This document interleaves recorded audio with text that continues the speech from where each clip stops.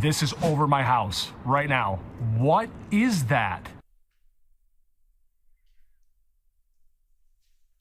What is that and what are they? That New Jersey resident is not alone in asking that question. Mysterious drone sightings like this prompting heightened security concerns and fears from locals throughout New Jersey. Well, now state and federal officials investigating who is flying the drones and why. Now, when asked if he is concerned, here's what New Jersey Senator Cory Booker had to say. Listen.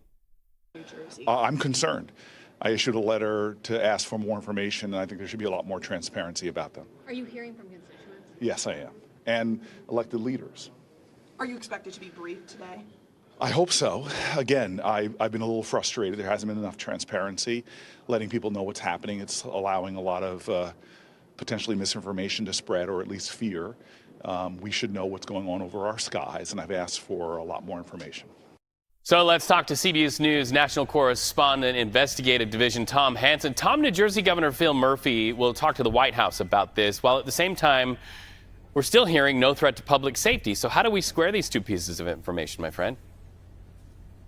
Yeah, that is exactly what so many people in New Jersey are asking, Reed. How can you tell us that these drones don't pose a threat to the communities that they're flying over when you can't tell us who they're being sent by, what they're here for, why, and what information, if any, they are collecting? Now, what we do know about these drones is that according to firsthand accounts of seeing the drones over New Jersey, these things appear to be about the size of a small car, hovering in zigzag patterns, but there still isn't any information about what they're doing here or where they're coming from. You know, there is only speculation as this mystery unfolds. We spoke to one representative yesterday, Jeff Van Drew. He said that according to officials with certain security clearances, they told him that these drones could be coming from an Iranian mothership that's off the East Coast. However, when we asked him if there is any concrete evidence that he could show us, he did not go any further than that. So the Pentagon has actually come out and refuted those claims for the time being. But this is really just a mystery as to what these drones are doing here, how many of them there are, and exactly who's sending them, Reed. A lot of people concerned. Right. So I need to ask you about investigations by the New Jersey State Police and State's Office of Homeland Security. What came of their investigations? Any findings that are reportable yet?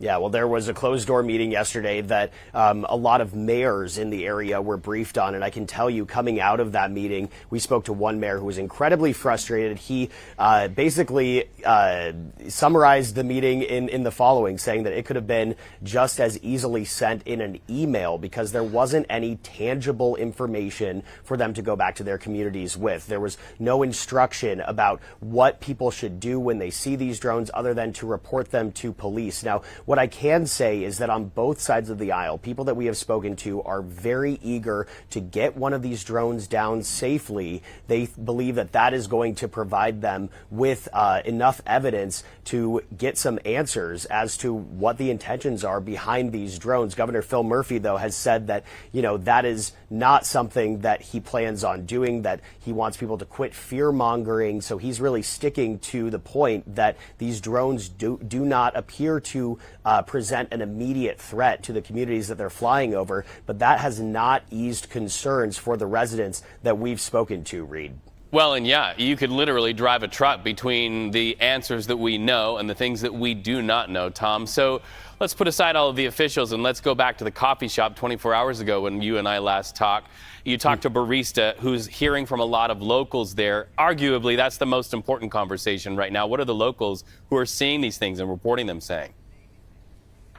Yeah, well, where we were yesterday is actually situated between two sensitive areas. There's the Picatinny Arsenal, which is a military base known for manufacturing certain munitions that go out to every branch of the U.S. military. And then, of course, on the other side, there's the National Trump Golf Club. And so those are two areas that have been basically cut off from flying drones for the time being while they get to the bottom of who this course is. But, that kind of lends itself to the speculation here because these drones are flying particularly close to sensitive areas all throughout the Northeast, whether that's critical infrastructure or areas that are inevitably going to be visited by the president or other high-profile officials. And then, of course, military bases where these drones are not allowed to fly over. But one thing that these residents are saying is that, the size of these drones, you can't buy these drones online. You can't get them on Amazon. You can't get them from Best Buy,